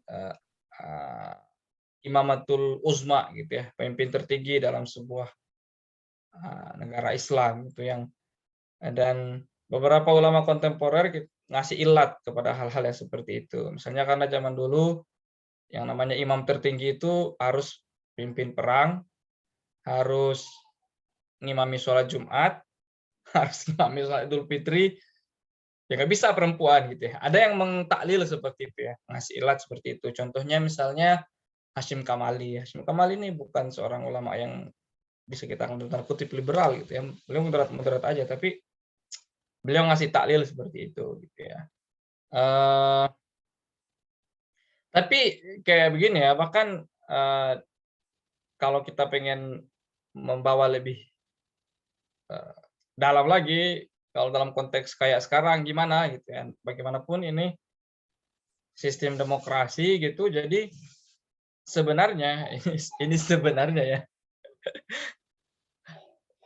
Ya sudah, kalau teman-teman mengambil pendapat fikih ya mengatakan misalnya orang dengan kondisi dengan kualifikasi tertentu nggak boleh jadi pemimpin, tidak akan ada yang menghalangi, nanti jangan dicoblos saja yang punya kualifikasi itu.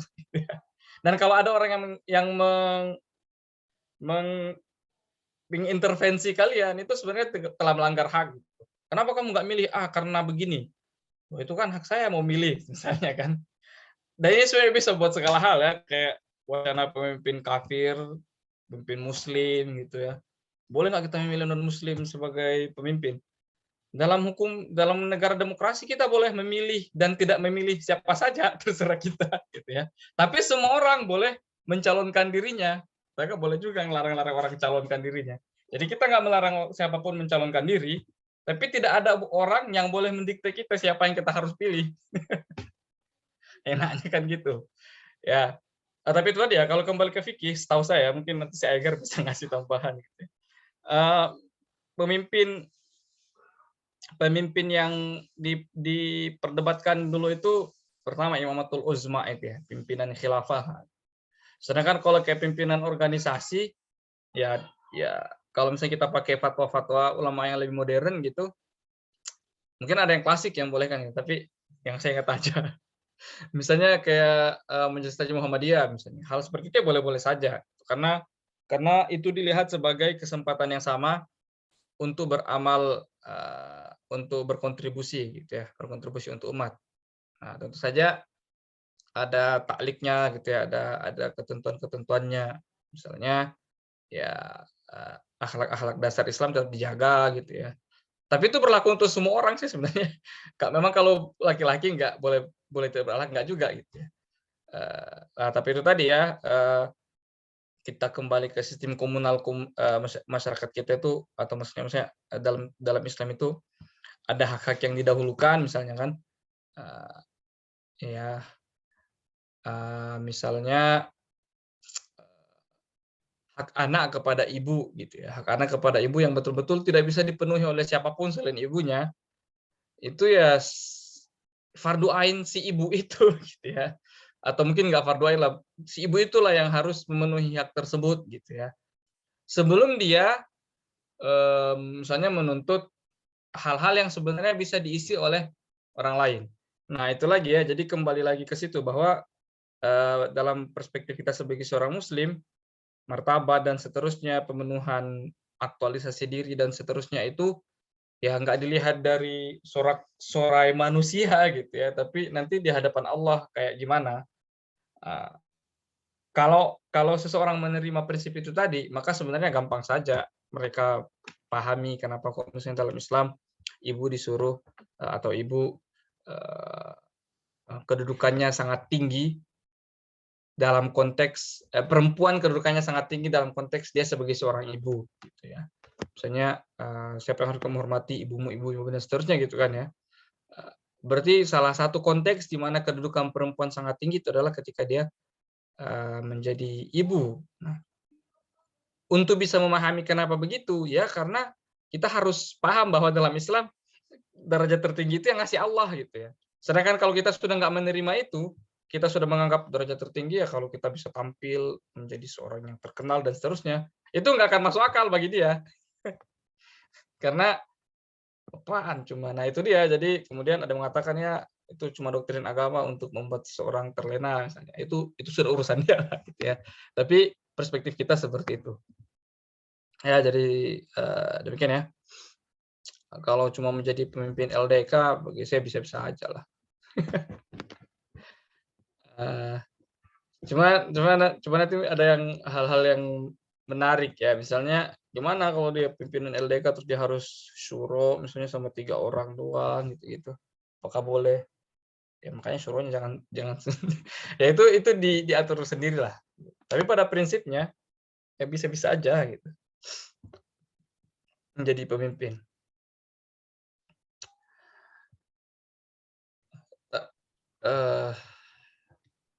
Nah tapi mungkin yang terakhir dari saya sebenarnya ya inilah teman-teman tetap harus yang saya bilang tadi ya, di masyarakat Delhi itu teman-teman tuh harus melihat gitu ya. Kalau ada yang diprotes sama feminis itu, cek aja. Jangan-jangan memang ada yang salah gitu ya dengan diri kita sebagai komunitas gitu. Terus sampai menimbulkan ada orang protes kan biasanya karena keinjak kan misalnya. Tidak ada orang ujuk-ujuk protes. Meskipun bukan dia yang melakukan, tapi mungkin yang mendengar orang yang keinjak itu baru dia protes gitu ya. Tetap layak itu untuk diinvestigasi kenapa sebenarnya masalahnya. Jadi kalau ternyata masalahnya itu cuma dibuat-buat, kalian menyampaikan. Gitu ya. Tapi kalau memang ternyata memang masalah, ya kalian harus bekerja sama gitu ya untuk mengatasi masalah itu. Ini dalam konteks kampus juga ya seperti itu gitu ya. Misalnya apa ya yang paling concern saat ini gitu ya, disuarakan oleh feminis gitu, misalnya soal kejahatan seksual di kampus misalnya kan ya, pelecehan dan seterusnya. Nah, itu kan nggak mungkin ada orang Islam yang mengatakan itu bagian dari ajaran Islam gitu ya.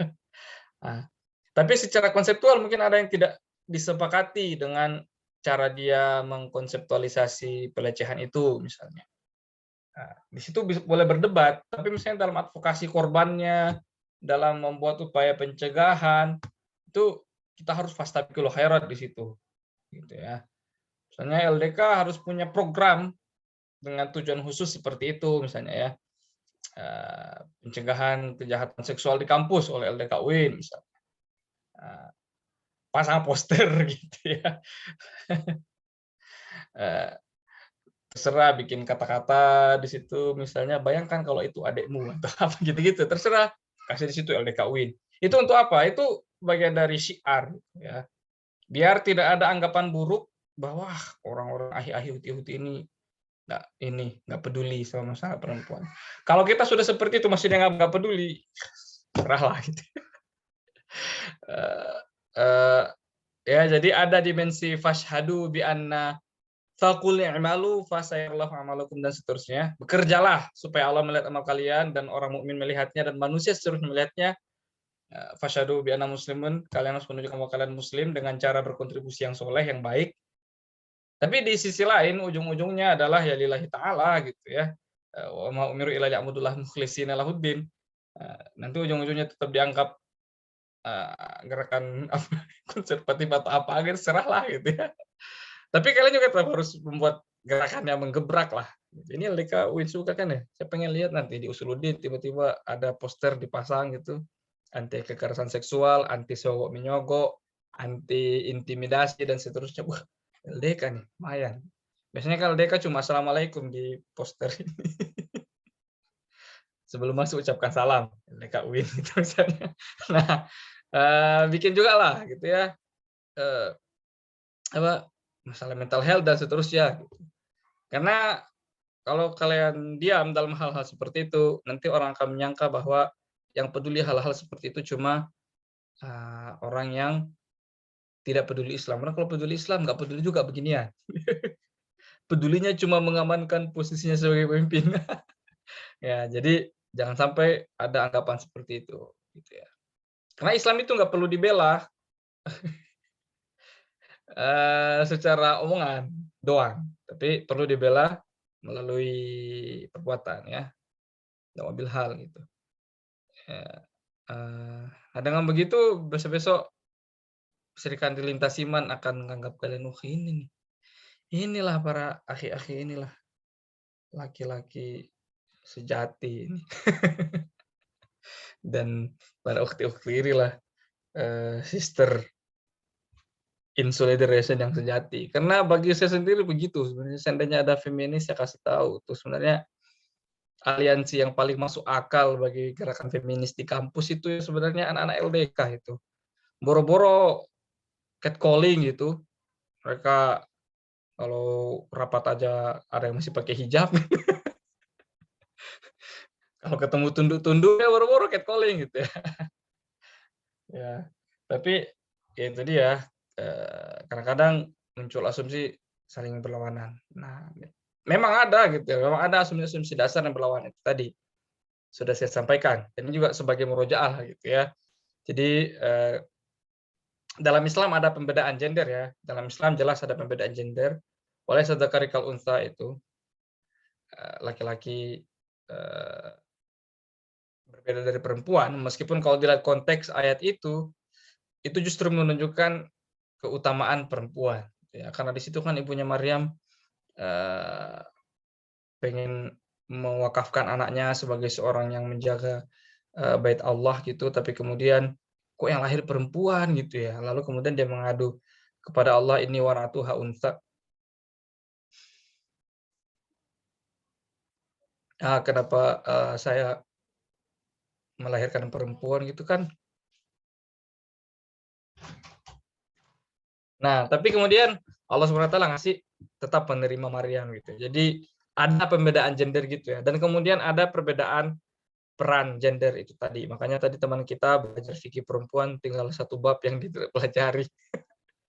Entah kenapa dan bab apa gitu ya. Memang ada, tapi di atas semua itu perbedaan gender itu tadi bukan perbedaan peran itu bukan seperti yang disangkakan. Nah, yang tadi kita sebutkan itu ya, bahwa dia adalah sebuah social meaning attributed to biological difference. Jadi satu itu bukan social meaning, itu asalnya wahyu. Kemudian itu bukan untuk to subordinate women's interest under men's interest, bukan untuk mensubordinasi kepentingan perempuan di bawah kepentingan laki-laki. Dan terakhir, kita sebagai muslim punya hak untuk menentukan apa yang menurut kita kepentingan gitu ya. Dan tidak boleh kita dikte-dikte gitu ya, bahwa kepentingan perempuan itu begini. Nah, itu perempuan yang lain, kalau perempuan muslim kepentingannya ini. Jadi seperti itu sajalah mungkin ya konsep dan gagasan gender dalam Islam, yang bagi saya pribadi, karena ini anak-anak UIN ya, ya kampus kita juga bukan kampus yang paling steril kalau masalah kejahatan seksual gitu ya. Dan kalau kalian buka buku yang saya sebutkan di awal tadi itu, ada datanya di situ ya. Jadi yang ngumpulin datanya orang UIN sendiri. Jadi ini bukan buat ngata-ngatain UIN ya. Ngumpulin data ternyata ngeri juga datanya gitu ya. Dan yang paling banyak adalah sesama mahasiswa. Jangan dosen yang dicurigai ya. Ternyata paling banyak, tapi ada juga dari dosen. Nanti kalian carilah bukunya, nanti saya share ke si Haki Pak yang hubungi saya. Untuk jadi bahan diskusi teman-teman berikutnya tuh, kalau tertarik sama isu-isu itu. Nah, bagi saya pribadi, diskusi ini, karena gini ya, karena kalau feminis diskusi itu, pasti ujung-ujungnya nanti mereka pengen bikin gerakan sesuatu gitu ya. Nah, maka teman-teman sebagai LDK diskusi, ya harus ada juga juntrungannya gitu. Habis ini kita harus ngapain nih?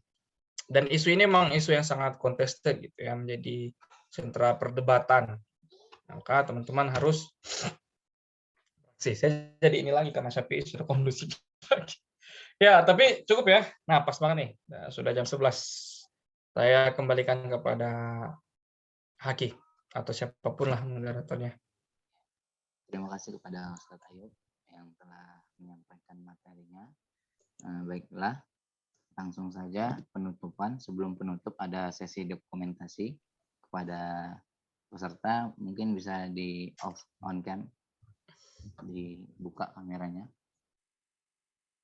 Nanti saya aba-aba dari Mas Fain bisa difoto.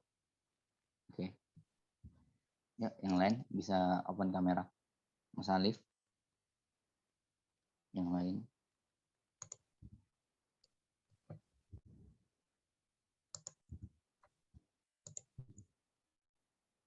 Baiklah, saya hitung.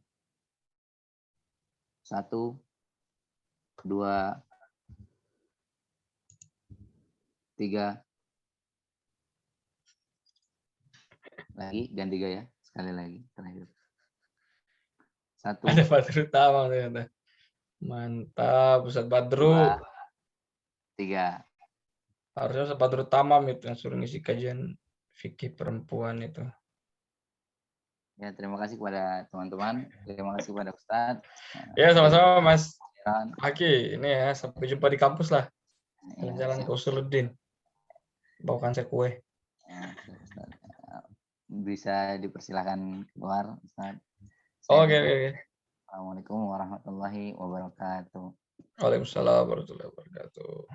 Warahmatullahi wabarakatuh. Teman-teman bisa keluar